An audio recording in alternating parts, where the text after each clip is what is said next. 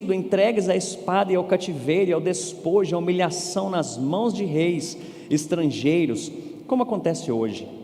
Mas agora, por um breve momento, o Senhor, o nosso Deus, foi misericordioso, deixando-nos um remanescente, dando-nos um lugar seguro em seu santuário. E dessa maneira o nosso Deus ilumina os nossos olhos e nos dá um pequeno alívio em nossa escravidão. Somos escravos, mas o nosso Deus não nos abandonou na escravidão. Ele tem sido bondoso para conosco diante dos reis da Pérsia. Ele nos deu vida nova para reconstruir o templo do nosso Deus, levantar suas ruínas, e nos deu um muro de proteção em Judá e em Jerusalém. E agora, ó nosso Deus, o que podemos dizer depois disso tudo?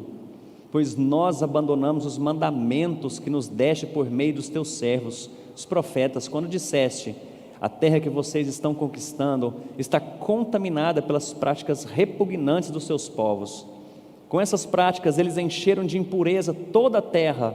Por isso, não deem as suas filhas em casamento aos filhos deles, nem aceitem as filhas deles para os filhos de vocês. Nunca procurem o bem-estar e a prosperidade desses povos, para que vocês sejam fortes e desfrutem os bons produtos da terra, e a deixem para os seus filhos como herança eterna.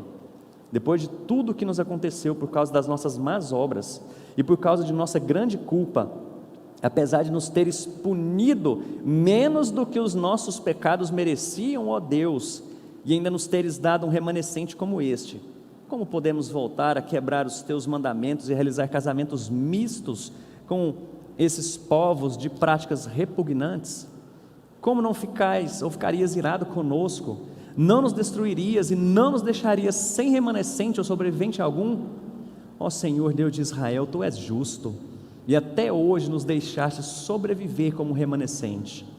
Aqui estamos diante de Ti com a nossa culpa, embora saibamos que por causa dela, nenhum de nós pode permanecer na Tua presença. Vamos orar mais uma vez? Pai, obrigado que o Senhor tem nos conduzido até aqui.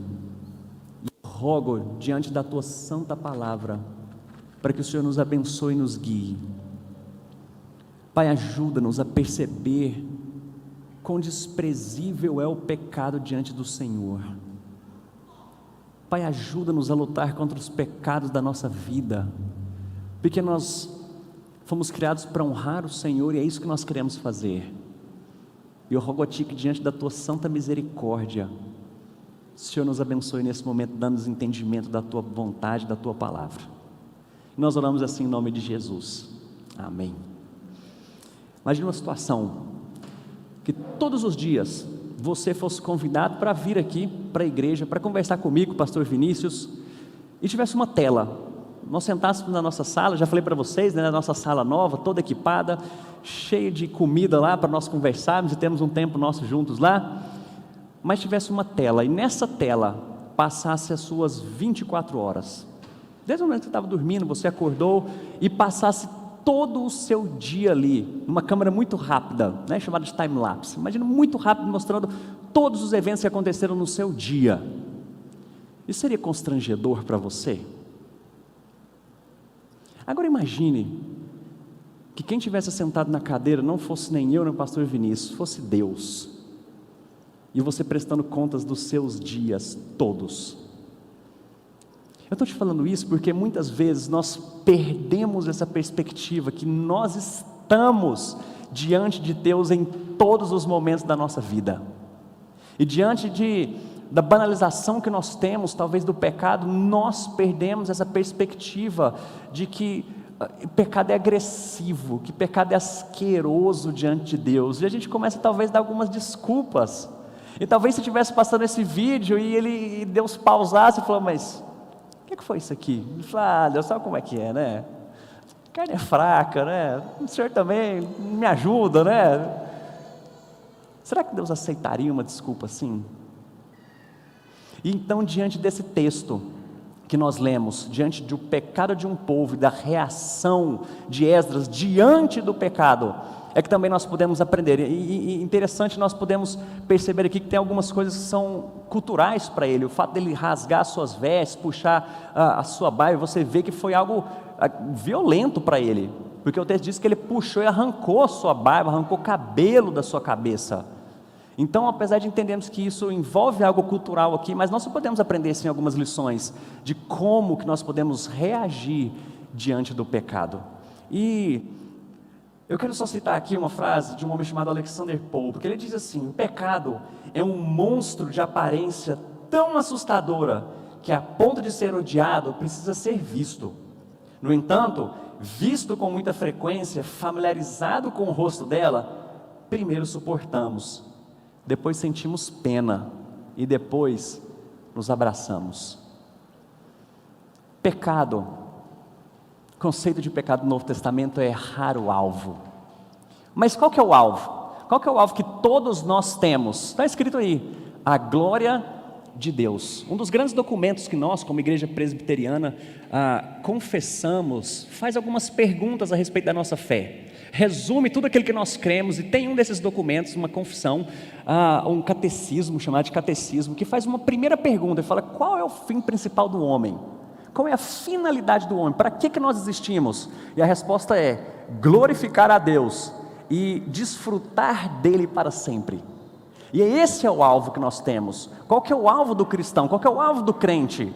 Glorificar a Deus. Afinal, tudo que nós fazemos, a palavra dele diz isso, tudo que nós fazemos deve ser para a glória dele. Porém, quando nós agimos de forma contrária e não glorificamos a Deus, nós erramos o alvo. E a Bíblia chama isso de pecado. Simplesmente quando nós erramos o alvo e não glorificamos a Deus em tudo ou qualquer coisa que a gente faz. Portanto, entenda que quando a Bíblia fala a respeito de pecado, é justamente o contrário de santo, porque a Bíblia também nos chama de santos, e santo é separado para uso exclusivo do Senhor. Final da Bíblia vai falar no texto lá que nós somos nação santa, povo de propriedade exclusiva do Senhor. O que é essa nação santa? Nós fazemos parte de um povo que inclusive faz parte, nós vimos no domingo passado, que nós fazemos parte dessa lista desse povo que voltou da peregrinação, porque através desses descendentes veio José, do qual veio Jesus, do qual nós somos filhos, do qual nós somos adotados por meio de Jesus na grande família do Senhor. Portanto, dentro de toda essa história, nós somos chamados como povo, nação santa, povo separado para a glória do Senhor. E mais uma vez dizendo, tudo aquilo que você faz que não glorifica ao Senhor, talvez para a sua própria glória, ou para a glória de qualquer outra coisa ou alguém, a Bíblia chama isso de pecado. Então, como que nós podemos reagir diante dessa inclinação que nós temos para fazer aquilo que é contrário à vontade do Senhor? E isso veio desde Adão, desde aquela história quando nós lemos em Gênesis 3, em que eles cederam a tentação de uma serpente, Satanás falando com eles, então eles pecaram, desobedeceram ao Senhor. Agora todos nós temos essa inclinação, nosso coração pende para o pecado. Isso tem a ver com toda a raça humana. Talvez um dia lá no céu você vai poder falar: ei, Adão, sua causa, rapaz, eu passei poucas e boas lá naquela terra, mas que bom que a gente está aqui, né? Vem cá dar um abraço, agora é eternidade. Mas foi por causa dele, por causa desse primeiro casal, que nós temos essa inclinação para fazer aquilo que é contrário à vontade do Senhor. Romanos capítulo 6 fala quão abominável é o pecado diante de Deus, porque o salário do pecado, ou a consequência do pecado, é a morte. Está começando a entender por que pecado diante de Deus é tão agressivo? Aquilo que foi criado para ser perfeito, agora diante do pecado entrou a morte no mundo. E nós estamos falando de morte aqui, talvez em três categorias. Primeiro, essa morte física. Por que você acha que é tão dolorido a gente perder alguém tão próximo? Por causa do pecado. Nós não fomos criados para essa separação, para essa ruptura, inclusive do nosso corpo, da nossa alma. Nós éramos seres eternos, mas agora por causa do pecado nós experimentamos a morte física. Mas não somente isso, o homem foi expulso do jardim, agora ele experimenta também essa morte espiritual. Ele está separado de Deus, mas não somente isso, ele também experimenta a morte eterna, que é a condenação que todos nós temos e merecemos. No texto nós lemos sobre isso, porque Esdras falou: Senhor, o Senhor é tão misericordioso que não nos tratou como a gente merece. E sabe o que eu e você merecemos? Ou merecíamos antes de Jesus? A condenação eterna, porque nós estamos lidando com um Deus que é santo, um Deus que não tolera pecado.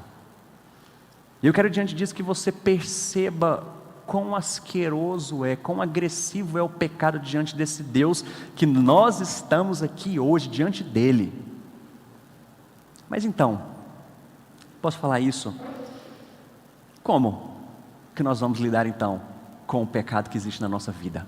Só para nós relembrarmos aqui, nós temos dois períodos muito claros aí divididos no nosso texto, capítulos 1 ao 6, que é o primeiro retorno com Zorobabel e o templo reconstruído.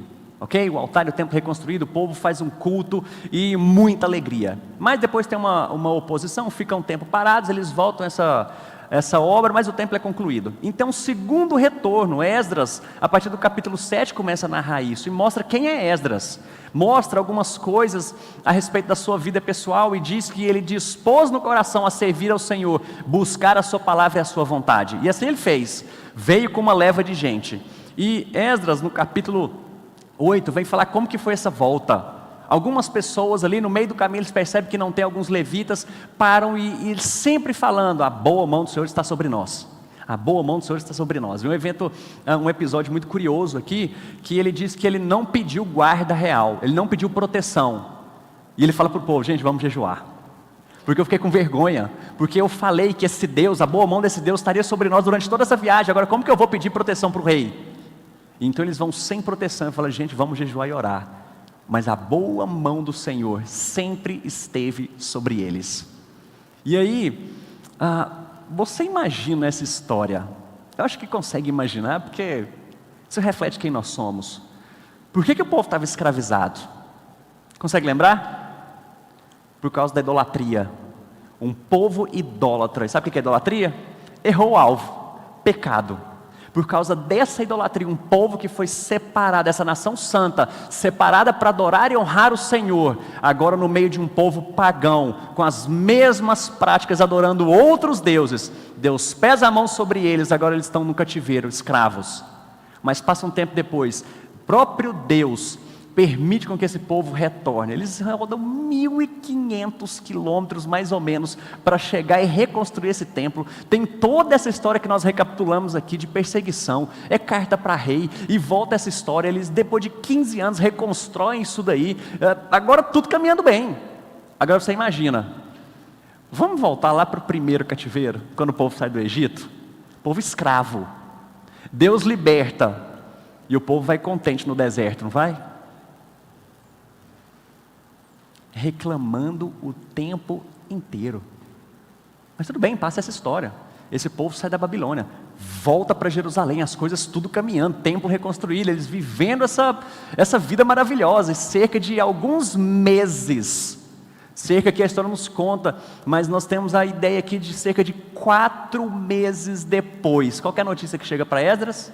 Fala: olha, o povo já errou o alvo. 4 meses depois de retornarem do cativeiro. Não estamos falando de anos, não. 4 meses depois de chegarem em Jerusalém, verem todas as coisas caminhando, o povo de Deus retornando, adorando ao Senhor, que eles foram chamados para isso. Agora não chega notícias: Esdras, então, o povo está desobedecendo ao Senhor, inclusive sacerdotes, líderes, gente que foi separada do meio do povo para conduzir esse povo em adoração. Eles são os primeiros, eles que estão incentivando esse povo a fazer isso. Você consegue imaginar essa cena? E é por isso que nós vemos essa reação aqui diante de Esdras. Em primeiro lugar, o que nós podemos aprender isso daqui? É que essa reação pelo pecado é conhecido. A reação ao pecado é pelo conhecimento das Escrituras. Em primeiro lugar, a reação diante do pecado é pelo reconhecimento ou conhecimento das Escrituras. E uma primeira pergunta aqui para nós: como nós sabemos o que é certo e o que é errado? A resposta já está aí: não é pelos sentimentos e não é pela cultura. Porque tem muita gente que fala, gente, eu orei e senti uma paz, e eu fiz. Eu falo, mas você está pecando. Eu falo, não, mas eu orei, e eu tenho paz, Deus me deu paz. Eu não aguentava mais a minha mulher dentro de casa, e eu orei, e Deus me deu paz. Não tem a ver com sentimento, não tem a ver com consciência. Talvez casais de namorados que não entendem a ideia de pureza, na qual a Bíblia se refere, fala, mas Deus me dá paz, o que importa afinal é o amor. Não é isso que importa, não é isso essa paz, porque o coração é enganoso, o coração do homem é enganoso. A Bíblia fala sobre isso. Eu não estou tirando aqui a questão de que Deus nos traz paz, tá bom? Aquela paz que excede todo entendimento. Mas é um contexto bem diferente do que nós estamos falando aqui. Não tem a ver com a cultura.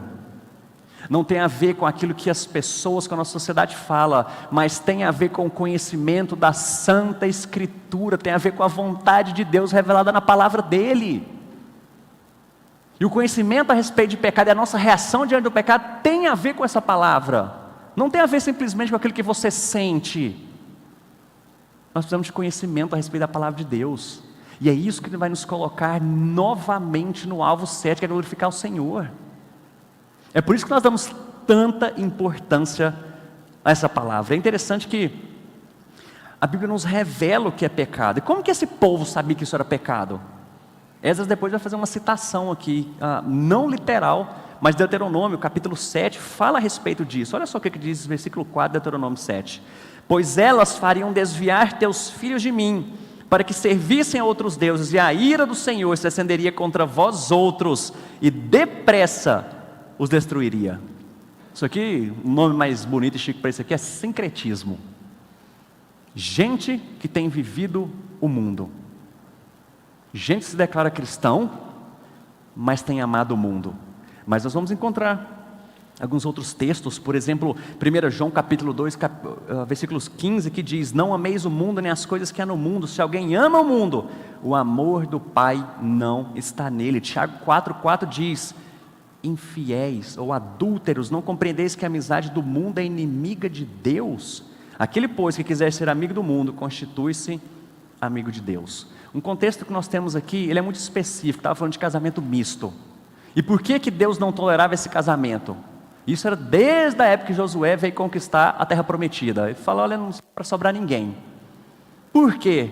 Porque Deus já conhecia o coração desse povo. Para que eles foram para o cativeiro? Não foi idolatria? E agora o que estava acontecendo? Se casaram com outros povos que tinham uma prática pagã, adoravam outros deuses. Isso veio para o meio do povo de Deus. Não era simplesmente a história de manter uma raça pura, um povo puro, não é isso. Mas a ideia é, não se casem nem se deem em casamentos, porque esse povo adora outros deuses, eles vão vir no meio de vocês. E a gente achando que é brincadeira de conviver com o mundo e achar que está tudo bem. Você ter práticas na sua vida que não condizem com a palavra de Deus e achar que está tudo bem. Olha só como é que essa história é antiga. E Deus proibindo esse tipo de prática. Não se misturem. Mas, só para ficar bem claro aqui, a gente não está falando aqui de uma prática antiga, né? Que vem da história muito antiga aí, do monaquismo, o monasticismo. A gente falou, nós não podemos viver no mundo. Como é que nós vamos fazer? Vamos isolar. Criaram-se uns monastérios, agora gente que vive só. Gente que vive isolada para não ter problema com o pecado. Agora me diz, isso resolve o problema? Porque isso está aqui, ó. Está no meu coração. Essa inclinação que nós falamos. Então entenda que ele não está falando simplesmente de um isolamento. Não é manter uma raça pura, mas é manter um povo santo. É manter a nossa vida santa. E como que nós sabemos disso? Por causa da palavra de Deus. É por isso. E através dela também nós temos a consciência da consequência do pecado. Nós já falamos sobre isso a respeito da morte eterna. Por que eu sei disso? Porque a Bíblia fala. Por que esse povo sabia que era tão grave diante de Deus? Porque a Bíblia fala. E nós sabemos, a Bíblia revela para nós não só o que é pecado, mas a consequência do pecado diante de Deus. Agora imagine uma coisa. toda a criação, Deus falou: haja luz, e houve obediência, houve luz. Deus disse ao firmamento: agora vocês vão separar água, terra, céu e tudo mais. Os seres vão começar a dizer. O que esses seres fizeram? Obedeceram. E Deus diz: não coma do fruto. E o que o homem fez? Consegue imaginar a coragem de alguém desafiar esse Deus todo-poderoso, Criador de todas as coisas, que pelo poder da sua palavra trouxe existência a tudo? Agora o homem dizer não. Deus revela a sua vontade, Deus revela qual é o nosso alvo, e o que nós dizemos? Não. Nós só sabemos disso porque a Bíblia nos revela. Em segundo lugar, a reação ao pecado é pelo... número 2 aí, por gentileza. A reação do pecado deve ser de lamento. Olha só o que aconteceu aqui, versículo 3, quando Esdras ouviu falar desse pecado, então ele rasgou as suas roupas, tirou os cabelos aí e simplesmente lamentou. Bem-aventurados vai falar, bem-aventurados que choram, porque serão consolados. Sabe por quê eles choram? Sabe por que é bem-aventurado que chora? Porque ele chora pelos seus pecados. Qual foi a última vez que você chorou por causa dos seus pecados? Porque você entendeu a gravidade desse pecado diante do Senhor? Ou você ainda está nessa? Que é isso, Deus, né? Foi só um vacilo aqui. O senhor entende, né? Ou você tem lamentado pelos pecados da sua vida? E é interessante como a gente tem hoje algumas pregações, né, que a gente fala para massagear o ego. Fala a respeito de coisas boas, fala a respeito de uma boa notícia, porque evangelho é isso, a boa notícia. Porém, antes da boa notícia vem a má notícia, de que todos nós, por causa dos nossos pecados, estamos mortos, e o que nós merecemos? Condenação. Por isso que nós entendemos que todo o pecado que nós cometemos contra o nosso Deus, ele precisa ser lamentado. E claro, como eu disse para vocês, entra aqui algumas questões culturais, o fato dele rasgar a roupa e tudo mais, mas é o fato de você se prostrar diante do Senhor e perceba que eu não estou falando de qualquer pecado. Eu falo, meu Deus, eu pequei porque eu roubei um banco e agora, não é isso. Eu gosto muito de um livro chamado Pecados Intocáveis, de Jerry Bridges, que ele fala de alguns pecados de estimação que nós temos, a gente não leva muito isso em conta, como por exemplo a ira.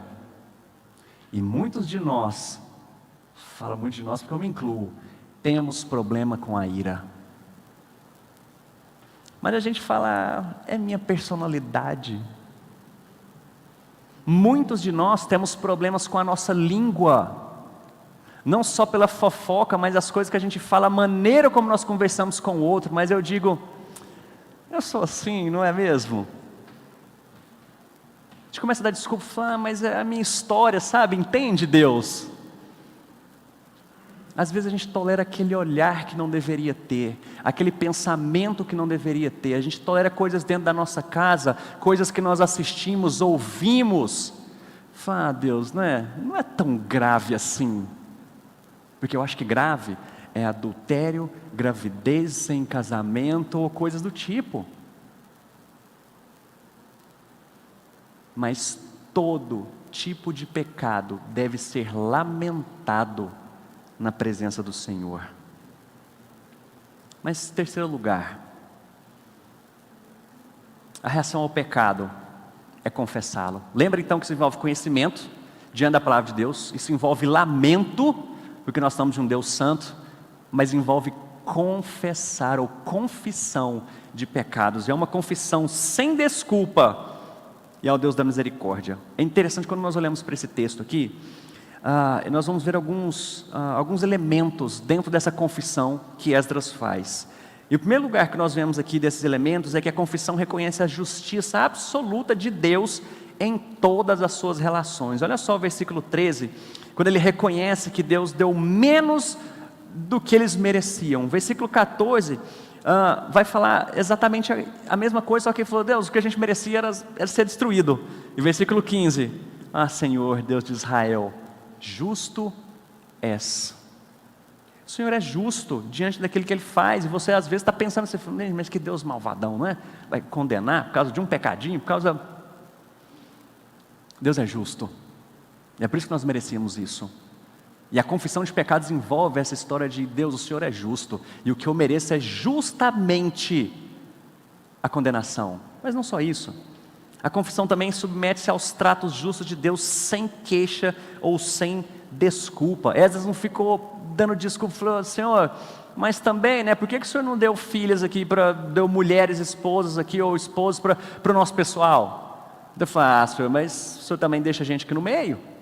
Por que o Senhor não levou para uma terra, né, que não tinha ninguém? Agora, ele falou: não. Ele falou: Deus, a gente merecia isso daqui, mas não só isso, eu reconheço o que nós fizemos.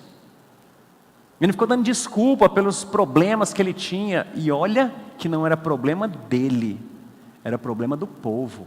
Esdras não estava envolvido nessas questões, mas ele lamentou e confessou pelo povo.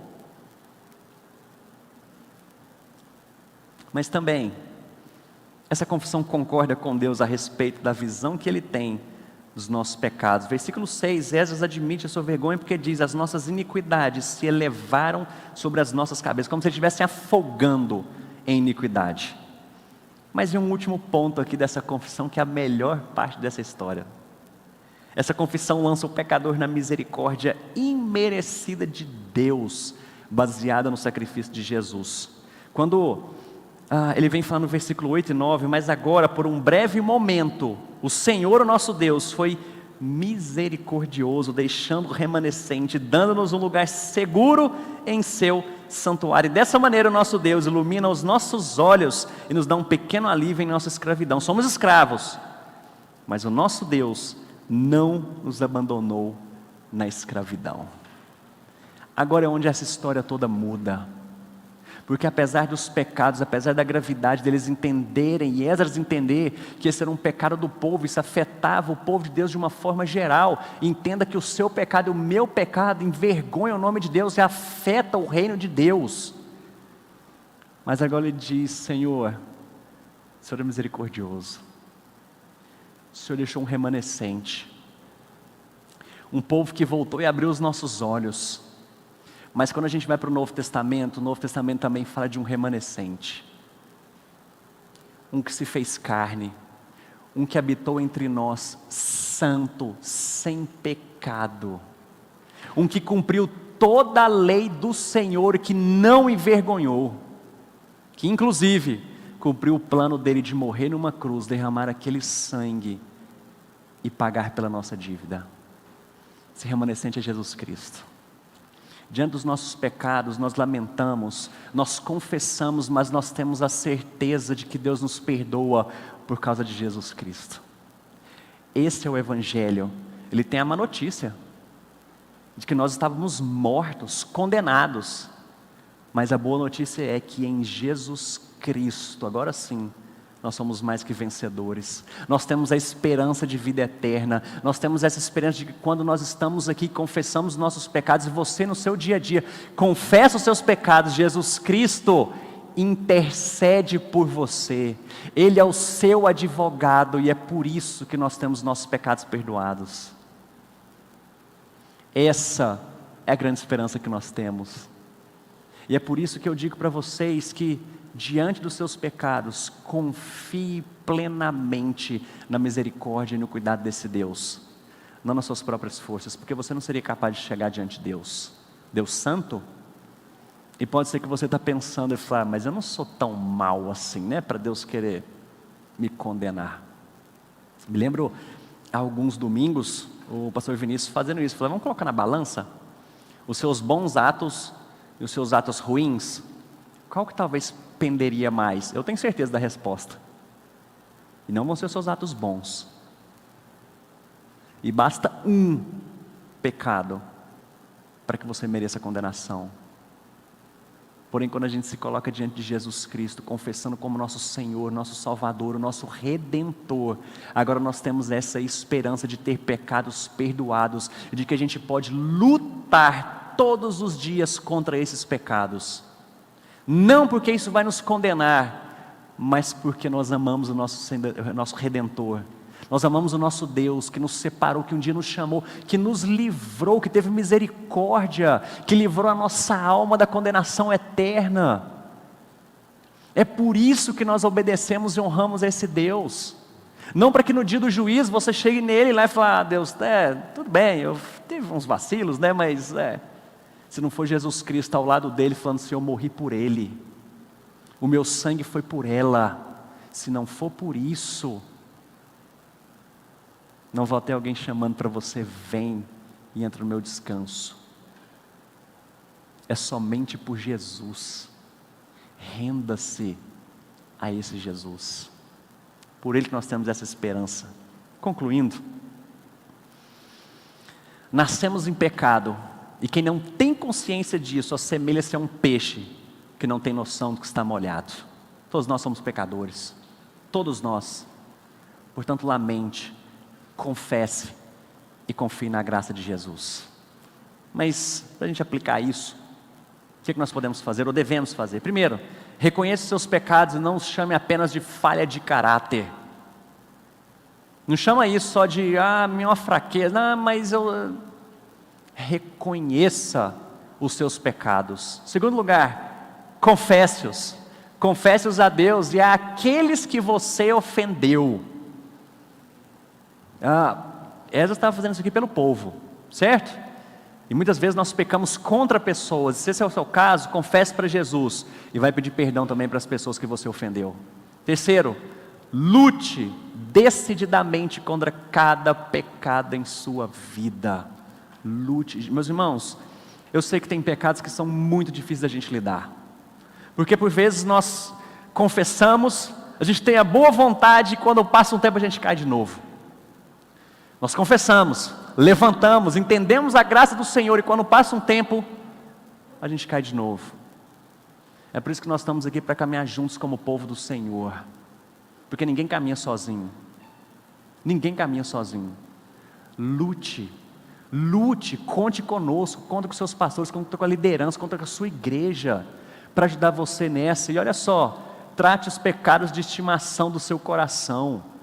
A gente sempre fala isso, Fala muito para criança, não existe pecadinho nem pecadão. O que muda são as consequências, mas lida com esses pecados, busca santidade. Até aqueles que você considera pequenininhos, pecados que às vezes, fala, Deus nem se importa, lute. Trate isso na sua vida. Mas olha só, em último lugar, lute com o poder e a força do Senhor Jesus, e não por você mesmo. Nesse momento nós vamos cantar uma música e eu convido você a se colocar diante do Senhor, lamentando, confessando, mas conte com o poder do Espírito Santo sobre a sua vida para lutar contra esses pecados. Peça ao Senhor nesse momento, fala: Deus, me ajuda, porque tem coisa na minha vida que precisa ser transformada. E só um detalhe, arrepender-se não é lamentar simplesmente de ter um peso na consciência de que eu estou fazendo alguma coisa errada, não é ter remorso. Fiz coisa errada, ok. Arrependimento e confessar pecado envolve mudança de vida. Confesse ao Senhor agora os seus pecados, clame para que Ele te ajude a lutar contra isso. Vamos cantar agora nesse momento. Ore ao Senhor.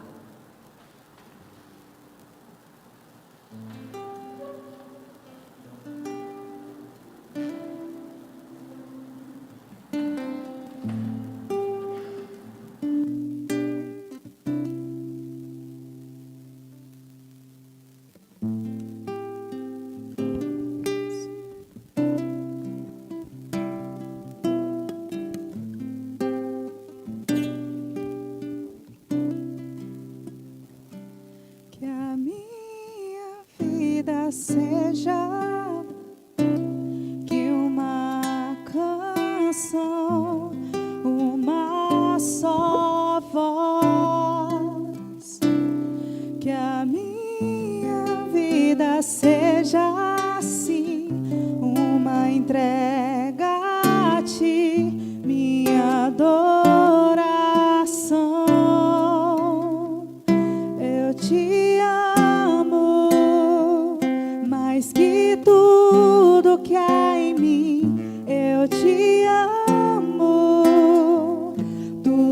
és tudo para mim, não há outro como tu, não há outro como tu.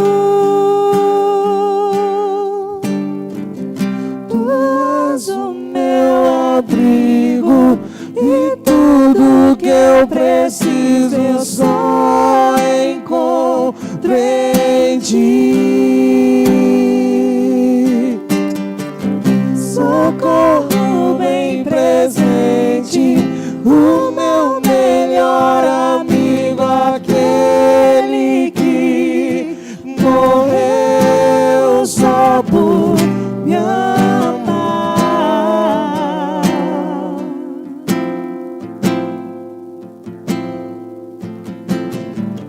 Que a minha vida seja mais que uma canção, que uma só voz. Que a minha vida seja assim, uma entrega de minha adoração.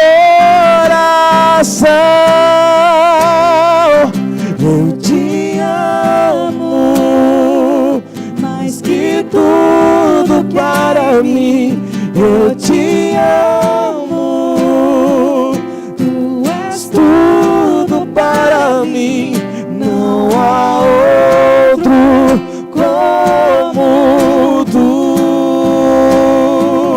Não há outro como tu. Tu és o meu abrigo e tudo que eu preciso eu só encontro em ti. Socorro bem presente, o meu melhor amigo, aquele que morreu só por me amar.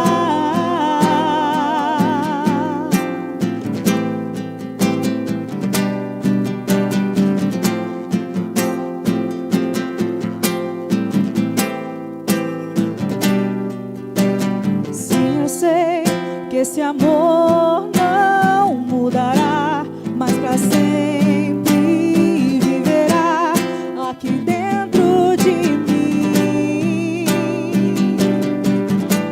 Sim, eu sei que o dia chegará, com os anjos vou cantar, Santo, Santo é o Senhor. Sim, eu sei que esse amor não mudará, mas para sempre viverá aqui dentro de mim. Sim, eu sei que o dia chegará, com os anjos vou cantar, Santo, Santo é o Senhor. Tu és o meu abrigo e tudo que eu preciso eu só encontro em ti. Socorro bem presente, o meu melhor amigo, aquele que morreu só por me amar.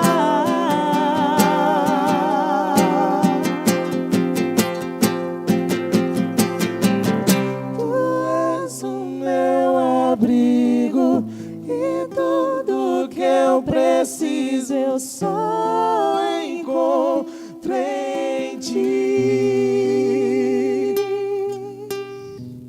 Socorro bem presente, o meu melhor amigo, aquele que morreu só por me amar. Vamos orar? Pai, obrigado porque mesmo diante de quem nós somos, diante dos nossos pecados, nós podemos nos alegrar, porque o Senhor é o nosso abrigo. Obrigado porque o Senhor nos amou a ponto de enviar teu Filho Jesus para morrer em nosso lugar, nos dar a salvação, nos livrar dessa morte eterna, da condenação. Mas além disso, ó Pai, nós temos o perdão dos nossos pecados e contamos, ó Deus, com o poder do Teu Santo Espírito para lutar contra cada pecado da nossa vida. Pai, ajuda-nos e nos santifica. Ajuda-nos a termos uma vida reta diante do Senhor, que possamos desejar a cada dia sermos como Jesus Cristo, porque afinal de contas nós somos um povo do Senhor, um povo separado para o Senhor, para a Tua glória. Perdoa, Pai, porque muitas vezes temos errado o alvo. Temos buscado simplesmente os nossos prazeres, a nossa glória. Pai, mas sustenta-nos, realinha o nosso olhar, realinha a nossa vida, a nossa mente para o Senhor. Ajuda-nos, Senhor Deus, a honrarmos ao Senhor com tudo que fazemos. Dá-nos uma semana abençoada, Deus, de vitórias contra a tentação, contra o pecado. Obrigado, porque o Senhor nos torna mais alvos que a neve, o Senhor nos purifica de todo o pecado através de Jesus Cristo. E nós oramos assim em nome de Jesus. Amém.